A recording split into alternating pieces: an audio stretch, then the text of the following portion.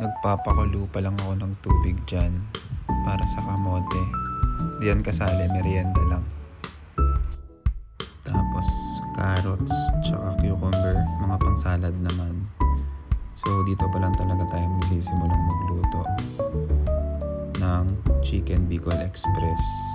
So dikdik ka lang ng bawang, hiwa ka ng sibuyas, bawang tsaka luya. Feeling ko ito talaga yung kailangan kong mas matutunan pa, yung tamang paghihiwa. Dahil bukod sa ambagal ko, parang di maganda yung hawak ko sa kutsilyo. Ayan. Then, hiwa ka lang ng sitaw, talong. Yung bilisan, wait lang. Then, chicken breast para protein. Ginagawa ko pala sa mga buto ng manok or yung pinagtanggalan ng fillet. Ginagawa ko siyang soup stock or panglasa sa iba pang pwedeng lutuin. Ayan. Then, lalagyan ko tong manok ng garlic tsaka onion powder na di ko alam kung bakit konting mahanginan ng ito mitigas na agad. Pwedeng ihalo sa semento. Then, timplahan natin ng salt, pepper, paprika, then konting mantika. Buti na lang wala akong TikTok accent, diba? Ayan, yan pa lang yung mantika. Tapos halu-haluin mo lang siya para mag-marinate yung lasa. Then syempre maghugas ka ng kamay. Baboy mo naman pag hindi. Ito ang postura mo pag aksidente mong nabuksan ng front cam.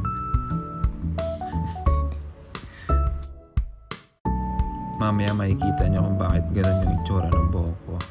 So yan, simulan natin magluto. So mantika, then konti lang para di masyadong magmantika yung talong. Ayan, prituin lang natin siyang konti. Tapos pakita mo nakikinig ka sa bago matulog. 2 plus 2 equals 4. Ayan, then after nun yung sitaw naman, huwag nyo palang kalimutang maglagay ng salt and pepper all throughout para may lasa talaga sila. Okay, nahulog siya. Ayan, meron tayong pan-fried chicken. Hiwalay yan, no? Pang ano lang yan, pang ibang luto.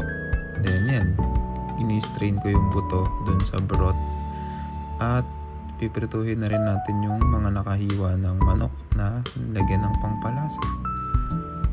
Ayan, then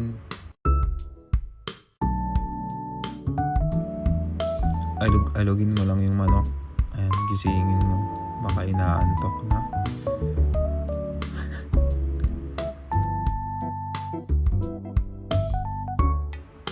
Tapos sa same pan, since may lasa yan ng chicken, lagay mo na rin yung bawang at luya.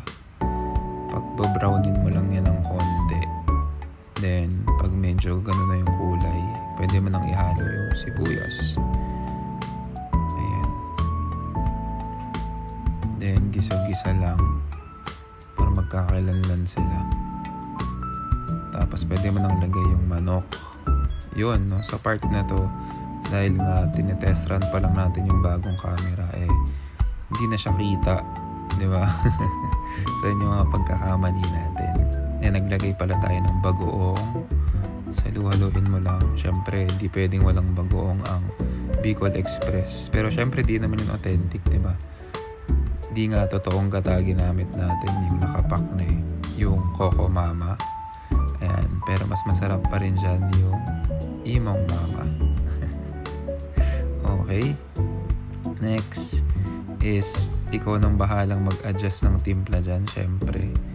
Pero bago yun, pakuluin muna natin siya. Yan, yung nga ba sinasabi ko. So, lagay ka lang ng konting asukal para magbalanse. Ayan, pasensya na kayo kung kailan best part na, diba? Tsaka hindi na nakikita yung ganong ginagawa. So, yan, lagay mo na yung gulay para kahit pa paano may fiber pa rin. Healthy yan eh. After nyan, ikaw nang bahalang magtimpla, diba? adjust mo na lang yung lasa kung gusto mong mas matamis, gusto mong mas may alat, gusto mong mas nanonood yung bagoong, gusto mong kasi malagyan ko suka, ikaw naman kakain eh. Naglagay pala ako dyan ng konting curry powder. Ayan, yun yung nagpaiba sa lasa. Then wala siyang sili, kahit tinawag siyang Bicol Express, di ba? Kasi merong hindi kumakain yung sili. Pero naman natin maging selfish. Tapos simmer mo lang. Then yun, okay na daw.